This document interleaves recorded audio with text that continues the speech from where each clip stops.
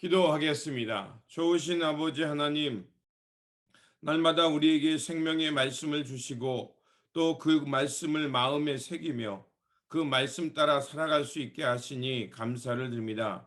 주님, 주님의 귀한 말씀을 들었사오니 우리 마음에 잘 새기고 그것을 실천함으로 하나님 나라, 하나님께서 이끄시는 그 생명의 세계를 살아내는 저희들 되게 하여 주시옵소서. 그래서 아버지 하나님, 우리가 어느 곳에서 무엇을 하든지 그 말씀이 지워지지 않게 하시고 우리 마음속에 세워진 그 말씀이 우리의 척도와 또 우리가 살아갈 목적과 방향이 되는 그런 은혜가 늘 동행하게 하여 주시옵소서. 우리 구주 예수 그리스도의 이름으로 기도드립니다. 아멘. 오늘 우리에게 주신 말씀은 신명기 28장입니다. 본문 읽기는 28장 1절에서 6절, 15절에서 19절입니다.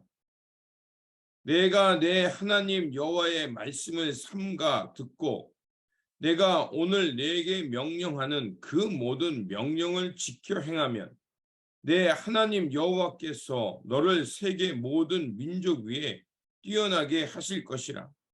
내가 내 하나님 여호와의 말씀을 청종하면 이 모든 복이 내게 임하며 내게 이르니 성읍에서도 복을 받고 들에서도 복을 받을 것이며 내 몸의 자녀와 내 토지의 소산과 내 짐승의 새끼와 소와 양의 새끼가 복을 받을 것이며 내 광주리와 떡 반죽 그릇이 복을 받을 것이며 내가 들어와도 복을 받고 나가도 복을 받을 것이니라.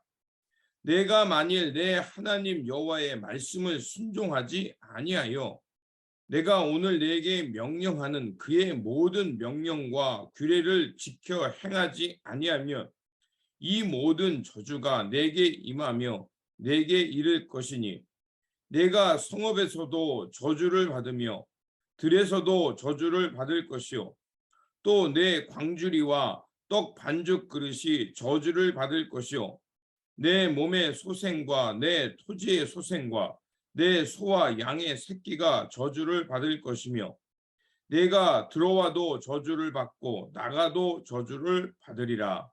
아멘. 오늘 본문 말씀은 순종하여 받는 복과 불순종하여 나타나는 저주에 관한 말씀입니다. 신명기 전체가 담고 있는 메시지를 한마디로 요약하면 여호와의 말씀을 청종하라는 것입니다.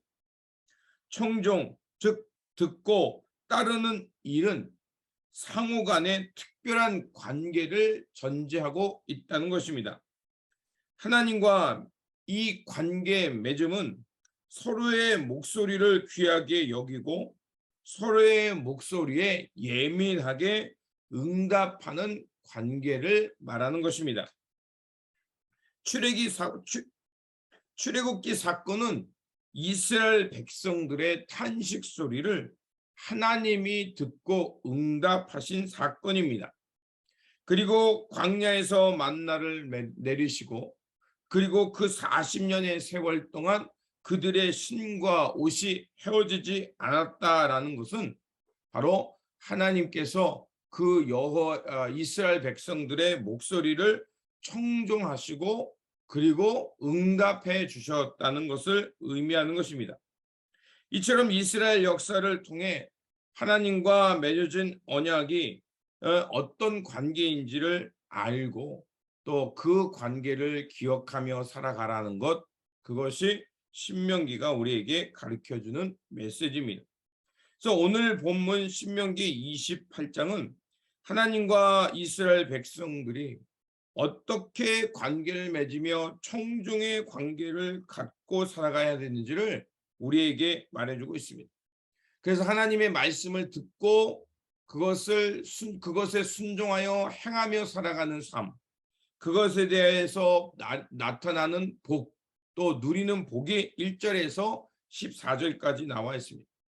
그리고 15절부터 68절은 이 누리는 복에 비해서 4배나 많게 그 순종하지 않았을 때, 불순종했을 때에 나타나는 그 저주와 심판을 기록하고 있는 것을 볼 수가 있습니다.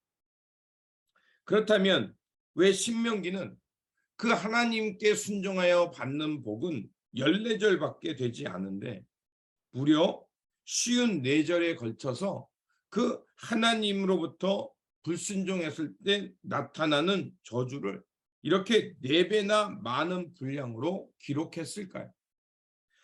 모세가 광야 생활 40년을 돌아보면서 그는 하나님의 복과 저주를 받는 것을 경험했습니다. 지난날의 삶과 역사를 통해서 하나님 앞에 이스라엘 백성들이 하나님 앞에 청종할 때도 있었지만 하나님의 말씀을 거역하여 불순종할 때가 더 많았다는 것을 모세는 기억했기 때문입니다.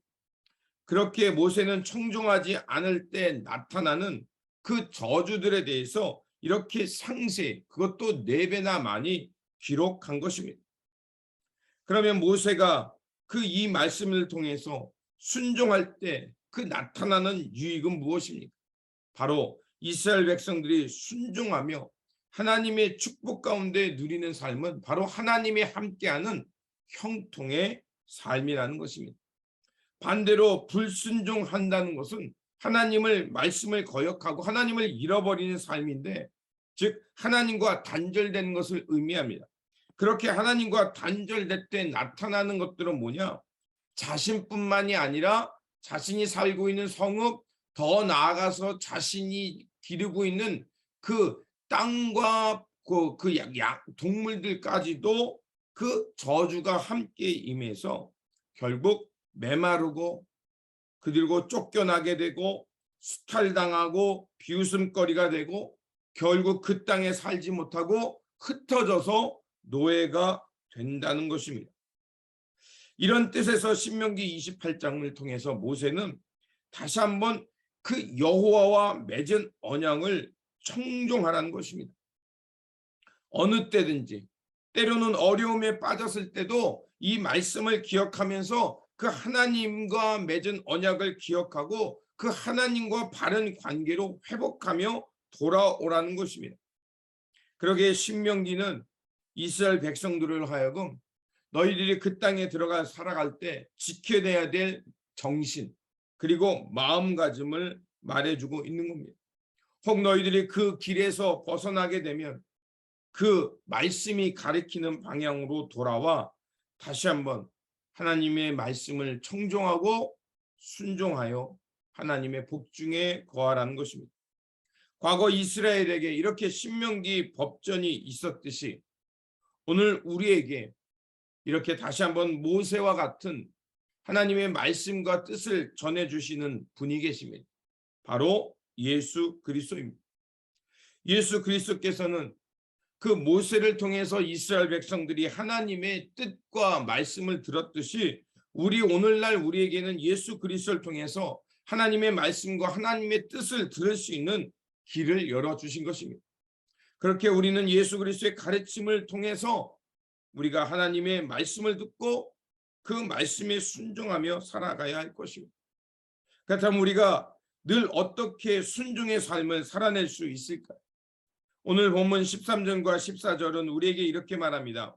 여호와께서 너로 머리가 되고 꼬리가 되지 않게 하시며 위에만 있고 아래에 있지 않게 하시니 오직 너는 내가 오늘날 내게 명하는 내 하나님 여호와의 명령을 듣고 지켜 행하며 내가 오늘날 너희에게 명하는 그 말씀을 떠나 좌우로나 우로나 치우치지 아니하고 다른 신을 따라 섬기지 아니하면 이와 같으리라. 그렇습니다. 13절과 14절을 요약하면 하나님의 말씀을 듣고 지켜 행하고 다른 신을 섬기지 말고 여호와만 섬기며 살라는 것입니다. 그렇게 살아갈 때 우리는 하나님께 순종하며 하나님이 주시는 복 중에 거하는 복된 삶, 형통의 삶을 살 수 있다는 것입니다. 그렇게 우리는 하나님의 말씀이신 예수 그리스도를 통해 다시 한번 하나님의 구원을 경험하고 그 예수 그리스도의 가르침을 통해서 하나님의 말씀을 청종함으로 하나님의 복 중에 거하는 삶이 되어야 될 줄 믿습니다. 그러므로 오늘 우리에게 주어진 이 삶의 자리에서 예수 그리스도를 통해 드러난 하나님의 말씀을 마음에 잘 새기고 그 말씀에 바르게 순종함으로 하나님의 복중에 거하며 형통의 삶을 살아가는 저와 여러분들이 되시기를 주님의 이름으로 축원드립니다. 기도하겠습니다. 역사를 통하여 복된 길을 열어주신 하나님, 신명기의 말씀을 통해서 하나님과 맺어진 언약적 관계를 다시 한번 확인시켜 주시고 그 말씀을 청종하며 살아야 됨을 가르쳐 주시니 감사를 드립니다.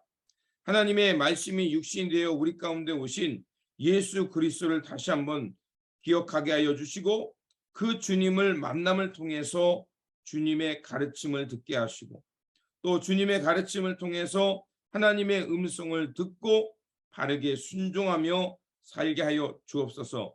그래서 우리의 삶이 하나님의 복중에 거하며 하나님 나라의 의에 참여하며 하나님의 복 가운데 살아가는 하나님의 언약 백성, 거룩한 백성들 되게 하여 주옵소서. 우리 구주 예수 그리스도의 이름으로 기도드립니다. 아멘.